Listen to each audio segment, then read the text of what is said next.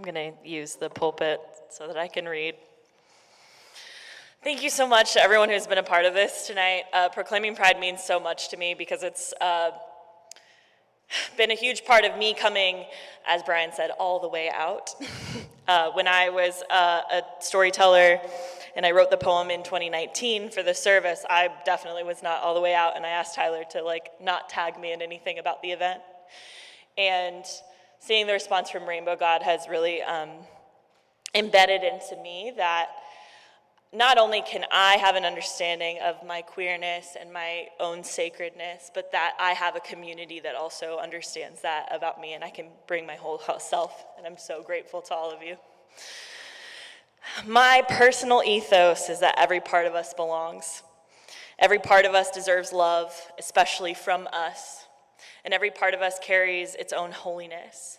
So when I was tasked with the honor of writing a community blessing and affirmation, I was a little bit overwhelmed because, after all, how does one write a truly inclusive set of language for an interfaith pride service?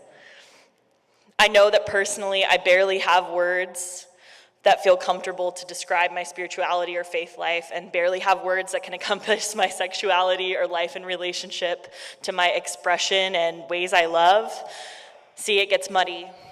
So I just want to name that it's my hope that the language I use in this blessing serves not to put any label on us or us into a box that feels oppressive, but to elevate and reimagine our relationships with these words.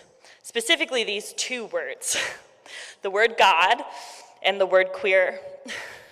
Knowing that for our community, especially, these two words are loaded, to say the least. For so many, these words will come with a shudder, and because both of these words come with multi-layered experiences and history for everyone in the room, I'm going to define my terms for this specific blessing so you know at least what I mean when I'm saying them, and let you make your own choice about how you want to participate. So for the purpose of this affirmation, God is the biggest, kindest, most mysterious, loving reality that you can imagine.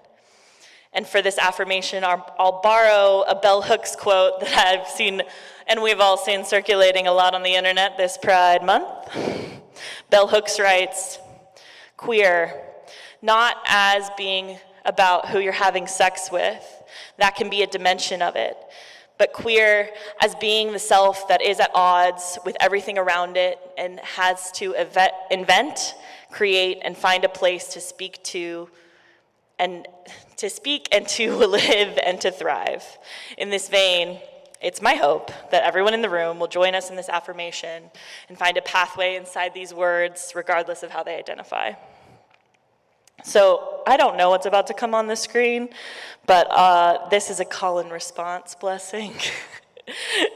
So I'll indicate what your line is to join, and it'll pop up there. Yes. Today and every day, we collectively laugh at the idea that anyone's disapproval of us could separate us from the love of God.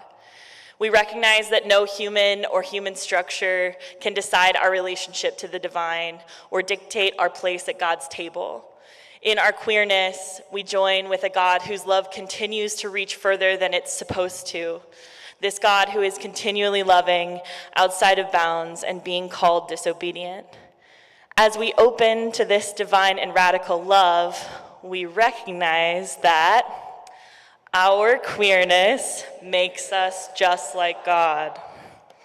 Today and every day, we surrender to a life, an identity, and a God that is more mysterious than certain. Our queerness has asked us to be at home in the questions more than any answer society would offer us. That as we walk further into our truth as human beings, we may be walking further into the world's misunderstanding of us. We recognize that in our mystery, our queerness makes us just like God.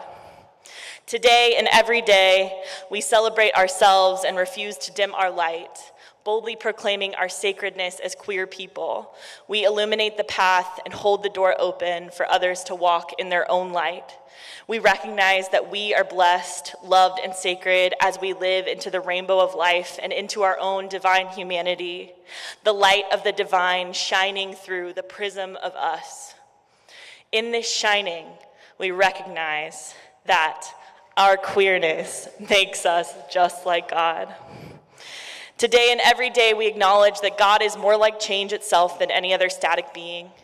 We recognize and honor that as our nature grows and expands over time, we become like God in our expansiveness beyond human bounds and beyond prior limits that we had placed on our own thriving. We recognize that the transformation imminent as we unfold into broader and deeper ways of loving ourselves and others, that this love is the work of the divine in our lives, and that our queerness makes us just like God. One more. Today and every day, we affirm that our queerness assists us in decolonizing our own beings, shaking us free of the roles that supremacy culture has decided for us. Our queerness is a pathway into how God really does power.